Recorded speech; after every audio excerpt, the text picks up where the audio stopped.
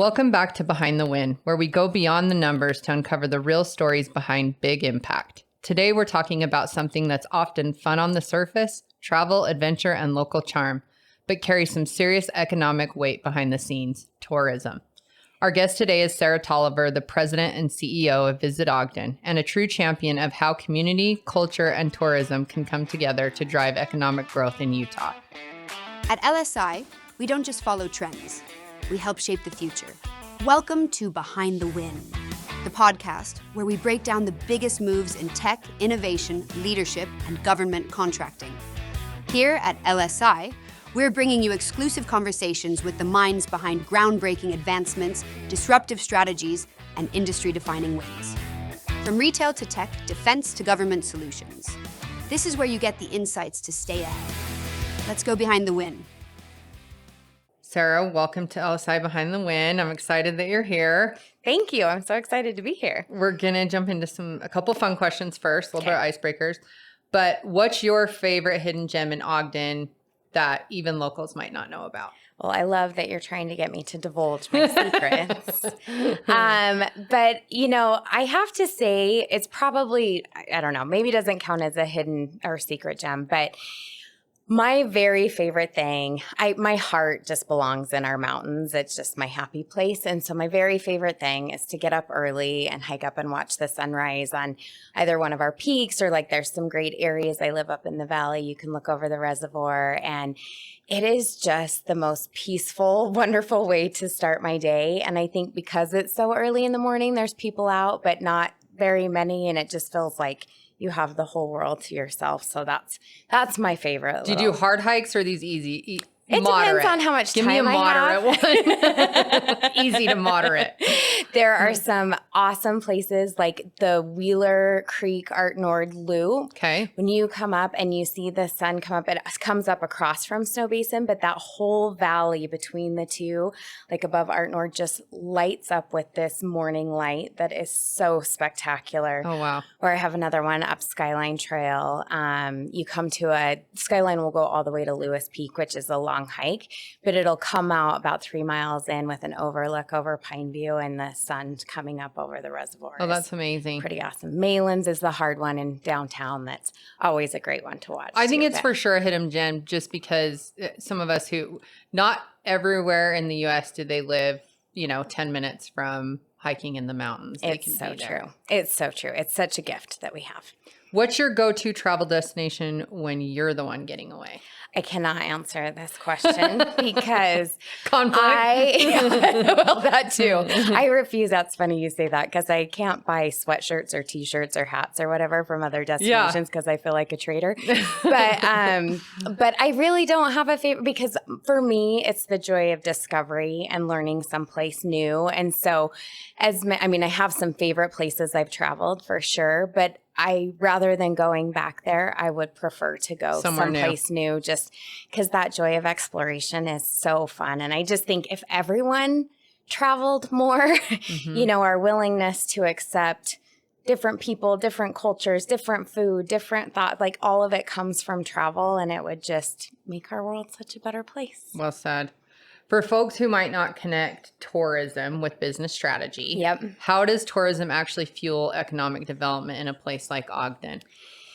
So there's a couple different ways I like to look at this. The industry has kind of used this saying for years that I feel is a little bit outdated, but it is true in that tourism is the front door to economic development. And we say that because if you're talking about any business relocation or business recruitment, workforce relocation or recruitment, it all has to start with a visit. They come for a site visit. They come to see the community, whatever, and that's tourism, right?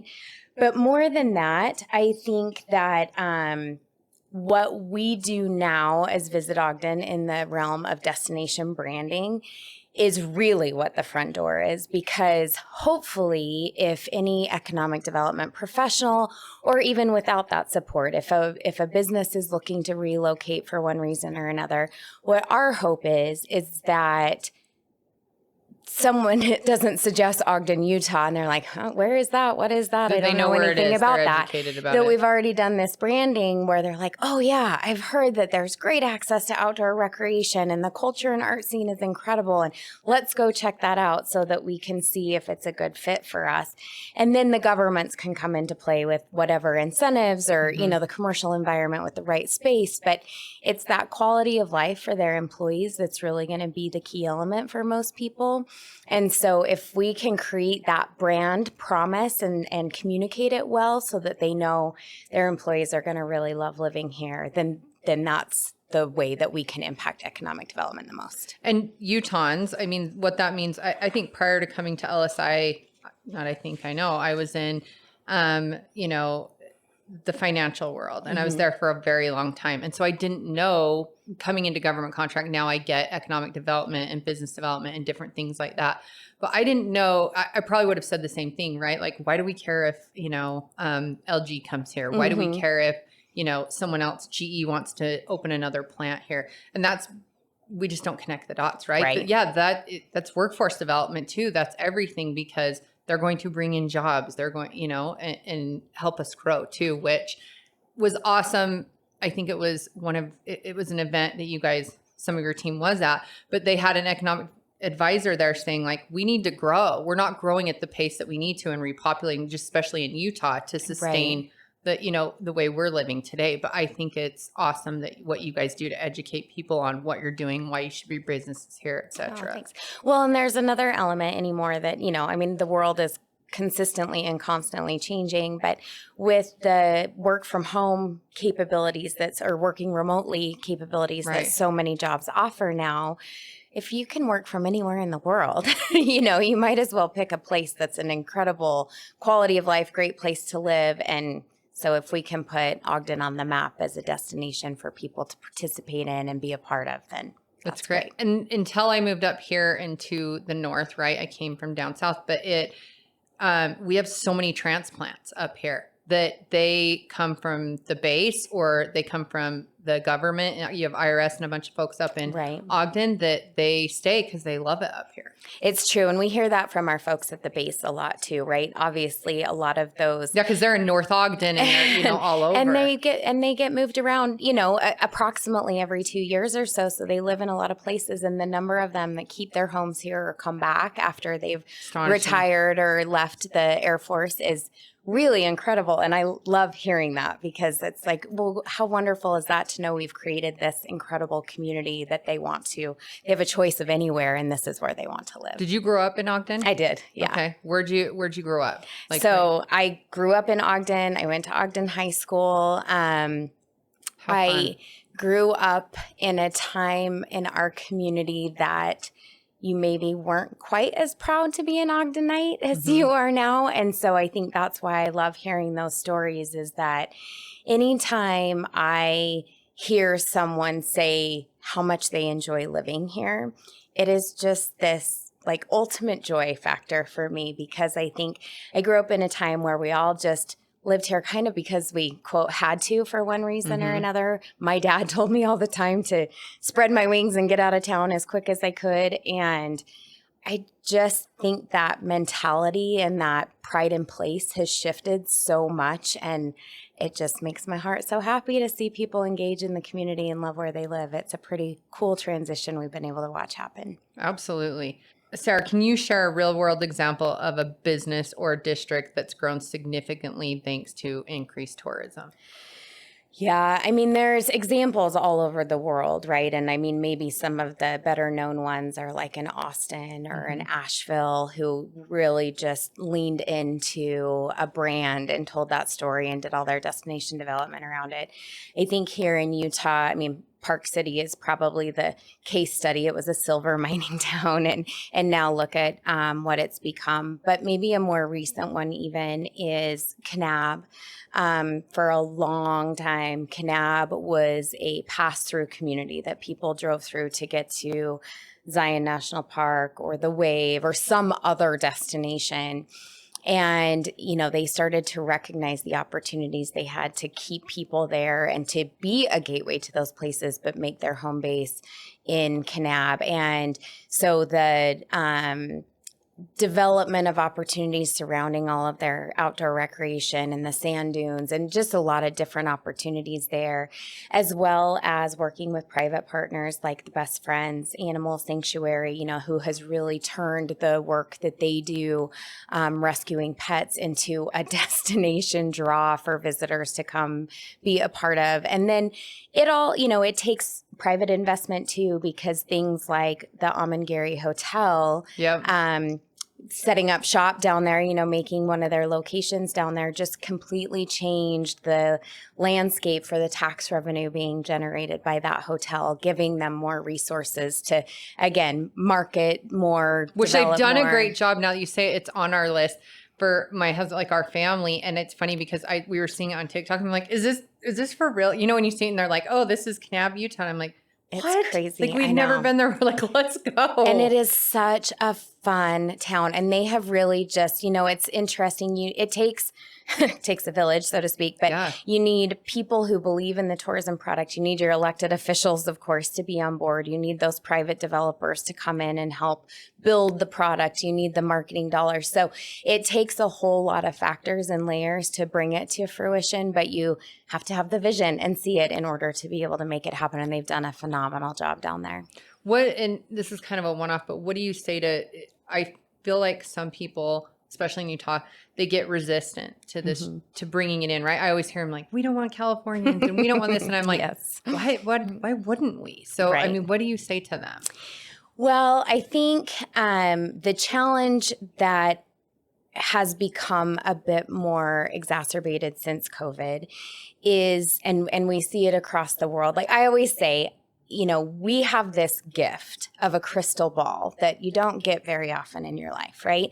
And we can look at these destinations that are further along the development spectrum and see the good things they did, where the wins are, how we want to emulate what they've been able to accomplish, and also where the mistakes have been made. And there are a lot of examples of destinations around the world that haven't controlled either the number of visitors or manage the asset that they're going to, whether it's outdoor or an attraction or whatever, in a way that can accommodate that increase in visitation. And so, unfortunately, it seems to be a bit of human nature that we don't deal with things until it's in crisis mode. But trying to look ahead and use that crystal ball to say, here's the opportunity for us to manage our destination in a way that just really highlights the positive benefits of the visitor economy and either mitigates or eliminates those negative impacts. The challenge is that, like back when, so I've been at Visit Ogden now for almost 18 years. And when I started, it was really easy, or I feel like it was really easy to see the wins, right? It didn't mean we weren't working hard for them, but we landed a big conference, or we had a great event come to town, or I don't know, something happened in the community that was tangible and easy to see. And now, because so much of our work does lean into this more management stewardship part of side of things, it's really hard to make the results of that tangible, because you can't demonstrate, if we wouldn't have started the ski bus and we had the almost 100,000 people that ride it every day in the wintertime on the roads, this is what traffic would have looked like. You just can't create all of those examples. So it's work that feels sometimes fruitless, but it's not. You're having an impact. It's just really hard to demonstrate what that impact is. Absolutely. Growing visitor numbers is great. But how do you balance that with the needs of the residents and preserving community character? So that's a lot of what we were just talking about, right? And I think so much of it really is that, going back to when you asked what my favorite hidden gem, however you said is that we're all a bit selfish. We want, I don't want lines at my ski lift. And I don't want. We have passes at Basin and Nordic, and we're like, why don't they block them off and cut them off? And I don't want other people on my trail. But at the same time, we have to recognize the value that those visitors and those people bring to those destinations too, right? I always say, my kids say the same thing to me at the ski resorts on the weekends. And it wasn't for all these people, we would still be riding the old Becker and Porky chairlift, and those would be our choices, right? Like You wouldn't have all the don't new get ones that in the infrastructure development and that expansive terrain and the investment in the private property without that spend. It just I guess you don't get to have your cake and eat it too. You have to have both that work together. And so one of the things we always like to say is, I mean, it's pretty intuitive, but we don't always think about it. When you go on vacation, right, your dollars tend to spend a bit more freely than they do when you're at home. You shop more, you eat out more, whatever it is. And so when visitors come here into our community, they're doing exactly that. They're spending their money. They're leaving it here. They're supporting all of our locally owned businesses. And then they go home. And so we don't have to pay to educate their kids, and we don't have to pay for their health care. And hopefully they didn't have an accident while they were here, and their roads, and, you know, all of these things, social services that are part of what we as residents need. And so it's like they're contributing, but we're not having to give anything. Exactly. So, and I don't think people realize the extent. So in Weber County alone, visitors spent almost $500 million in 2023. That's the last year we have data for at this point. But so that translates into over $70 million in local and state tax revenue. And so we broke it down just trying to make it more tangible, in that in Weber County, to match what visitors spend in our community, every single resident in Weber County, I mean, every infant, child, adult, grandparent, whatever, would have to spend an additional $1,800 a year just to match what visitors spend. That's crazy. And then if you think of, you know, in Ogden, we pride ourselves on our local businesses, right? And you take one of your favorite local restaurants that provides quality of life for you because it's a great experience for you to go, whatever. And on average, 40% of the business in our local restaurants comes from visitors.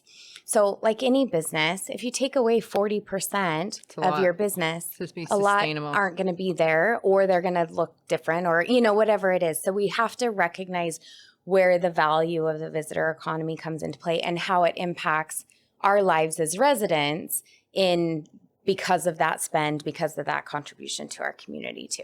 Well, and something that I can relate is we just won the Olympics again. Utah did, right?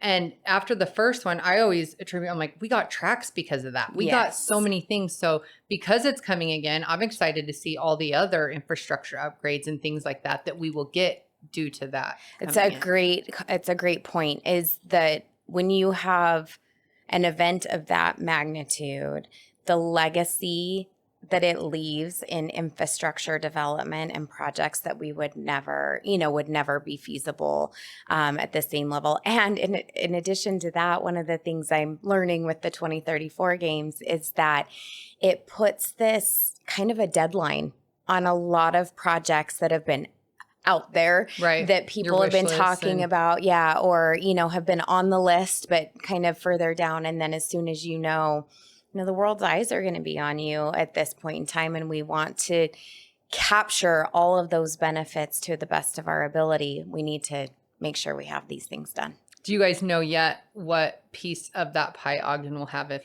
you know, any coming up? And so we are just being worked out. It all of the above. Okay. There are things that have been decided, like Snow Basin will be the host of all of the Alpine events. Amazing. In 2002, we only had half of them, so it's a doubling of events, which is amazing, and we're super excited about that. We are hoping to encourage the Olympic Committee to bring curling back to Ogden. It's currently slated to be at the Salt Palace. That's when I did. My husband said, I was like, this isn't going to be an Ogden. So we're hoping we can work through some of the challenges that they have. It's essentially just seating capacity. So we're trying to navigate that. But there's, you know, also opportunity, just to your point of, I don't know, were you here for the 2002 games, or were you done? Okay, so if you went to an event at Snow Basin, I went to NSYNC. And the opening games. That's awesome. Yes. They, to get to Snow Basin, you had to park at the South Weber Park and Ride lot, and then take a shuttle bus to Snow Basin, and then you just went back to South Weber. And so what that meant is most of those people just bypassed Ogden, right? And so because Salt Lake and Park City are the hubs, most people are staying there. So we are hopeful that we can work with the committee to coordinate some kind of transportation utilizing Front Runner or some other means that people are actually jumping on public transportation to get to Snow Basin in downtown Ogden, because we want to make sure that all those people are supporting our local businesses or that they have an opportunity to engage in our other activations downtown and that kind of thing. So there's a lot of planning we've already started and a lot of work to still be done. So it will shift and evolve over the next 8.5 years, I'm sure. That's awesome. What strategies does Visit Ogden use to ensure that tourism remains a positive force, not just in revenue, but like you'd mentioned, quality of life for locals? So a lot of the things that we have mentioned before, when we talk through that destination management or stewardship, I think it needs a concentrated effort. And we started on that with our board back in 2019, got a bit delayed with COVID and the pandemic and just trying to be resilient through that. But we are about ready to release our Weber County Destination Stewardship Plan, which takes into account not only that sustainability of environment, but also of culture and economy, economic vibrancy. And so we have to make sure we're continually doing everything we can to balance that quality of life with the visitor economy so that one doesn't outweigh the other, and educating people along the way on what that means and the impacts. So the plan comes out and then your team will be executing on that plan. Yeah. And it involves things such as, trying to disperse visitors to get them not all to go hike the same trail at the same time on the same day, or to educate them on lesser known opportunities. When we talk about a lot is the Ogden Nature Center is this absolutely phenomenal nature preserve in downtown Ogden that it draws more local visitors, like residents, than it does visitors. And our visitors need to know what an amazing asset it is. So highlighting some of those types of things and working through seasonality. It also means, with marketing efforts anymore, we have the opportunity to be so much more targeted in our approach. Absolutely. So instead of just more and more and more visitors, it's how do we bring in visitors who will have a similar positive impact. An example of this is like we can look at the markets our visitors come from. And if you compare, say, an Idaho Falls visitor, which we get more of, but their average daily spend is just over $100. Whereas if we get a visitor in from the Pacific Northwest, their average daily spend is $250. So maybe we increase our marketing to the Pacific Northwest so that we can try to bring in a higher spend visitor. Or, there's all kinds of tactics we look at to where see. You guys should target based on that data. Yes. Amazing.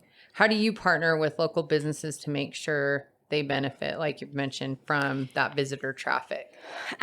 So there's a few ways. It's interesting because we pride ourselves so much on those local businesses, but it also creates some challenges too, right? There's not one central go-to place. We work really closely with the Ogden Downtown Alliance, and they certainly help us get the message out. But we host quarterly trainings for a whole community. We're not a membership-based organization like some DMOs are, so anyone's welcome to participate. And they run the gamut from customer service training to AI techniques to the best digital marketing strategies, whatever. But so we host those quarterly to try to give them an opportunity to stay current on trends so they can market their own business, as well as take advantage and understand the marketing we're doing to try to bring people in.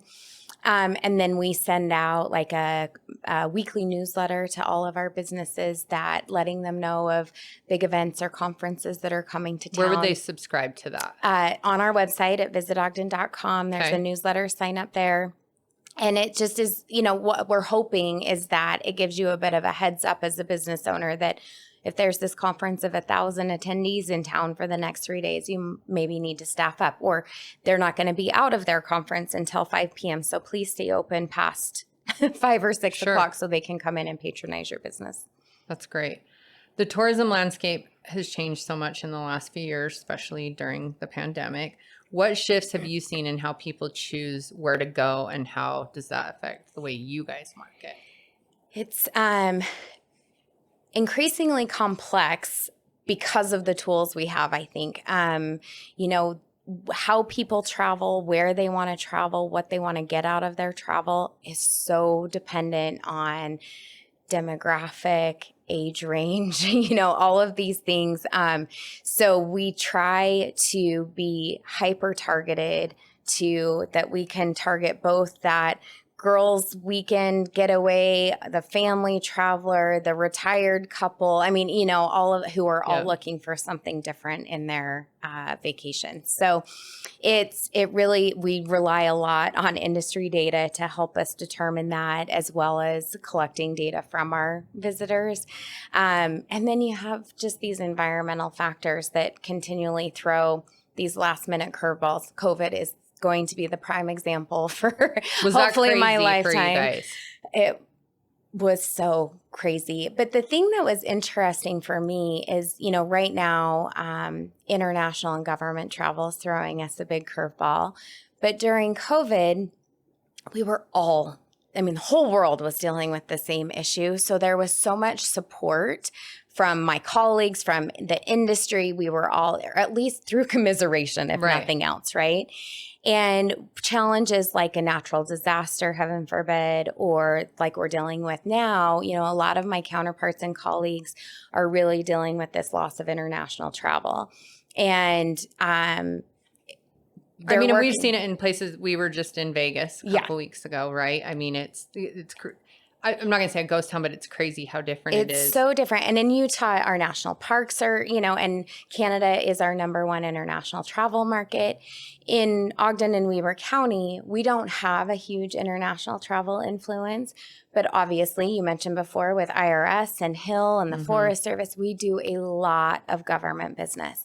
And with non-essential travel not being allowed at the moment, we've lost significant levels of visitation. And but there's not a lot of my colleagues who are dealing with that same issue. So it's interesting how sometimes And colleagues out of the state or in the state? Both. So Davis County and Weber County are obviously at the height of, dealing with the government travel issue. And there are certainly other places around the country, no doubt.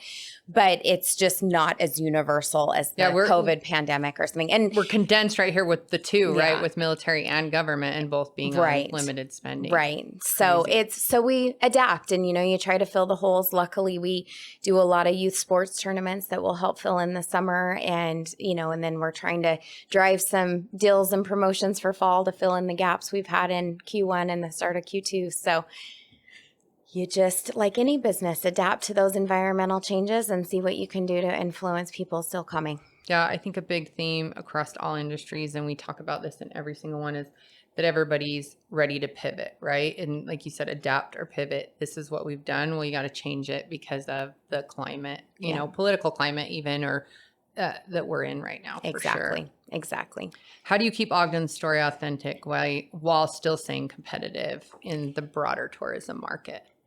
I would say that I think keeping our story authentic is not the hard part. It's with all of our local businesses, all of that grassroots effort that it really, Ogdenites use the word gritty a lot. I mean, we just have this show up mentality. So our authenticity is, I don't want to say the easy part, but the easier part. The challenge, and I hope we don't lose that. And I guess maintaining that is one of the things we need to always be working on. But I would say the challenge for us is more in letting the world know, budgets and competing at a level. We still have, comparatively speaking, a very small budget. When you look at Utah and promoting ski, for example, and you compare Salt Lake, Park City, and Weber County, we're not even in the same ballpark, never mind, the same game. So it's trying to utilize our resources, make every dollar turn into two as much as we can, be really smart with the way we spend. That's the bigger part of our challenge, is just how we most effectively target and get the word out. And you guys do such a great job, because I moved up here probably 15 years ago. And prior to that, I didn't know anything north of Lagoon existed. Sure. And so, now yesterday I'm going out of town, and so we were celebrating Father's Day early with my husband yesterday. And I'd said to him, guys, let's go to the new Bee Stadium. Do you guys want to go out there? And they're like, can we just go to a Raptors game? You know, like it's fun. They love it, right? They're like, the stadium's just so much cooler. And I'm like, okay, we can do that. Awesome. What's one moment in your career when you knew, yes, this is the impact I wanted to make? And I guess let's back up a little, is when did you know you've been doing this at Ogden for 17, 18 years? Almost, yeah, almost 18 years. When did you know you wanted to get into tourism and all this? Well, that's and it funny. Probably happened. That's happened a whole chance, nother like podcast, but it was 100% chance. I never knew I wanted to get into tourism. The shortened version is that I'd been working in Salt Lake. I hated the commute. I moved back to Ogden. I was working with my mom at her publishing company. We decided to start pushing for some redevelopment on 25th Street because nobody wanted to come down there really at that time. Partnered with a few other business owners, Kim Bouchard being one that's well known out here as well, with Roosters, Heidi Harwood, who owned a couple of bars, and Todd Ferrario, who owned a restaurant called Bistro 258. And we formed the Historic 25th Street Business Association.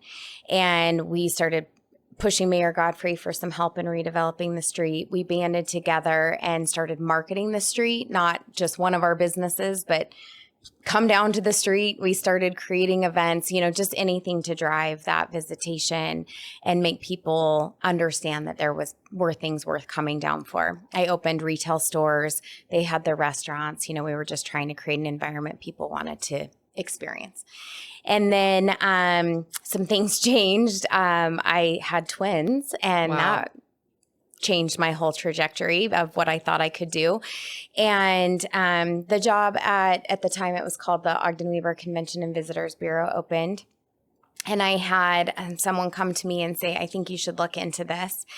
And I didn't even know what they did, to be frank. And when I went through the process, the final interview came down to me and two other candidates, and the other two candidates were from outside the area but had tourism background and experience, and I obviously did not.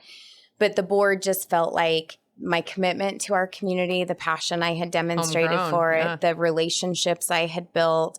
We had a lot of bridge building to do at Visit Ogden at the time. And so they thought that was the better way. And I had an amazing team who knew the tourism world and did that. And I've just learned along the way. And, that community commitment and passion for place is what continues to drive me today. And so it's been an awesome journey, but not one that I would have ever envisioned. Yep.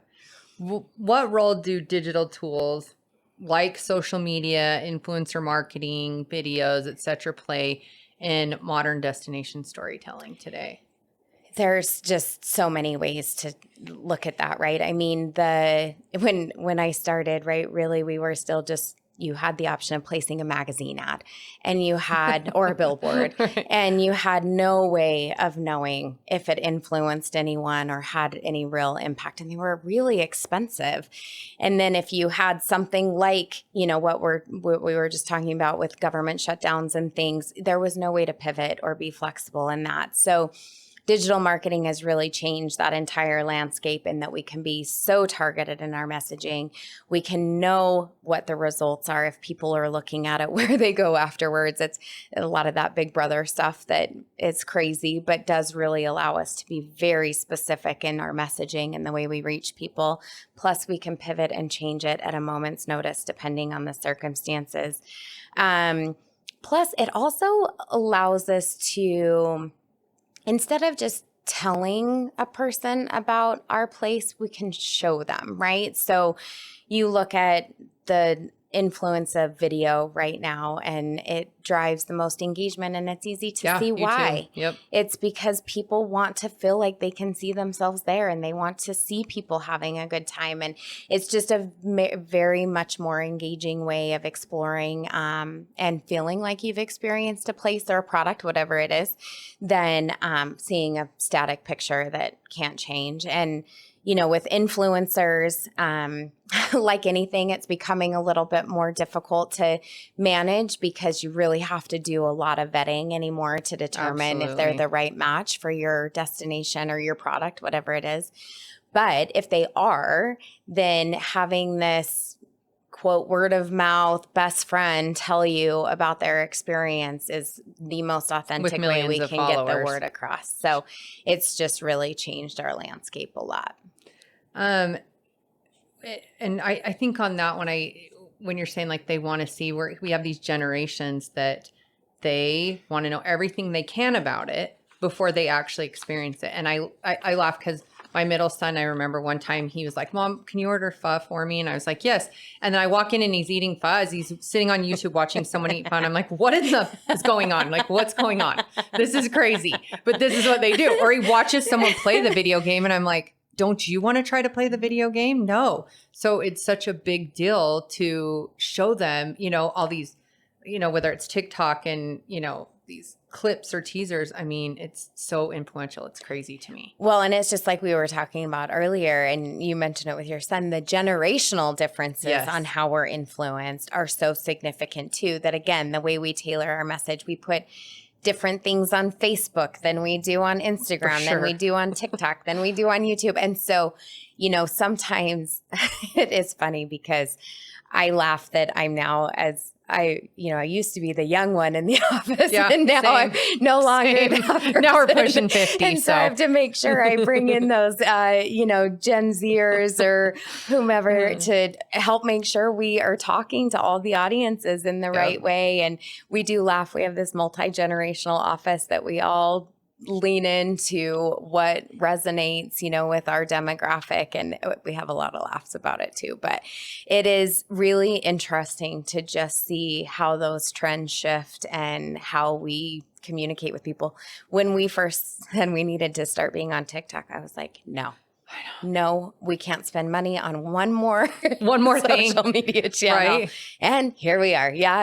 Doing, and it's one of our biggest engagement drivers. So absolutely. And same, I always tell this to my team. It's like, oh, you've got to be on LinkedIn and you have to be on this and you got to be doing this. But I was like, everything that we have done or traveled or anything, I am so influenced. Everything I buy is from TikTok. It's crazy. Or, where we're traveling, what we should do there. Well, do you have a folder that you save things for vacation ideas? I have to literally just go through it every month to delete the things I saved because So I don't think we're as generational gap as we think.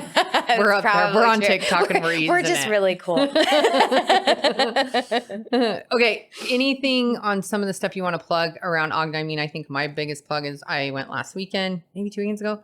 The farmer's market opened. So I love it. And I remember years ago when I went, because I came, like I said, down south, and I don't mean southern Utah, but I came from like Riverton, Draper area, but we always went to like Wheeler Farms farmer's market. But I started going there when it was small. It was just like the first half of it. And so we went last 2 weekends ago, and it's crazy. It's up and down. I mean, now you have a center median that's like up and down both sides. It's nuts. 3 full blocks of 25th Street are blocked off. And it's the Ogden Downtown Alliance owns and runs that event. And they do such a phenomenal job. And it's really fun to see. So the weekend you went 2 weekends ago was opening weekend. Yes. And it just makes my heart happy, to go out and see how many people are out enjoying. No, we were like, let's go early. Right? It was the line at the donut place and the lemonade place. Down I was the street like, all oh summer my long. gosh. It's crazy. Yes. And then last weekend we had, farmers market was Saturday morning. We had the car show Friday night. The weekend before that, we had Ogden Friends of Acoustic Music, the OFO Music Festival out at Fort Buenaventura. And I mean, the summer just lines up with all of these events that are such an important part of the fabric of our community. I feel like, when I was talking about that, needing a sense of place, sense of community, I think these events really provide that for not just the Ogden residents, but, our surrounding region. And I hope that we can continue to lean into those. And they require a lot of resources and a lot of support from the municipalities in which they exist. And everyone works really hard to make them come together. And it takes private support through sponsorships and contributions of different kinds and volunteers to come. It's just something fun most people experience. But if I could say anything to people, it's just show up in whatever way you can. If it's attending, because every event needs people Be to a come to patron, it. attend. If it's volunteering, if it's help producing or serving on a committee, it's just really what makes our community have such the heart and soul that I feel like it does. And summer's just getting started. It's always a busy And they'd find time. all these events at Visit Ogden. Yeah, so we have an event calendar on our site that all the other event calendars in the county roll up into. So it's a great place to go and find anything that's going on, as well as our social channels. Every weekend leading up to the weekend, we'll do a weekend roundup of some of the biggest events and things. So you can find that on our Instagram and Facebook as well. So great. Finally, for leaders in any industry looking to grow their local economy, what's your advice for thinking more like a destination marketer? I would say that it's that storytelling piece behind it. In destination marketing, we have this unique challenge in that we have no control over the product we're selling or promoting, right? We can't set the hotel room prices. We can't make sure the attraction has got the newest edition or that the street beautification is in place. So we have to be really authentic. We don't want to not tell the truth, but be creative in our storytelling. And so I think that's just a great lesson any business can look at. And in that storytelling, it's about your people too, and not just your product, right? When we can show beautiful mountains, which are definitely a draw, we can show a hotel, which okay. But when we show events with, streets full of people or tell somebody's story, we do a lot of promotion around our local business owners and telling their stories because they're fascinating and they just draw you in. And so I think the Ogden Rodeo people, this year, you guys sent, and I don't know if you were different ones, were like, hey, nominate someone who's like this great rancher farmer. And I was like, I remember going to him over the last couple of years and I love seeing who gets those awards. It's so crazy. I was like searching everywhere for someone I knew that I could nominate for it. Anytime you can lean into the story, the people behind the product or the experience, it's really what connects everyone. So looking for ways that you can do that, I think, is probably my biggest takeaway. Thank you for giving a look at how tourism is about so much more than hotels and ski lifts. It's about identity, strategy, and opportunity. And I think we're all ready to book a trip to Ogden after this for sure. Last time, where can listeners go to find everything and see what's going on? Tell them the website again. VisitOgden.com or Visit Ogden on any of your favorite social media channels. Awesome. Okay, thank you.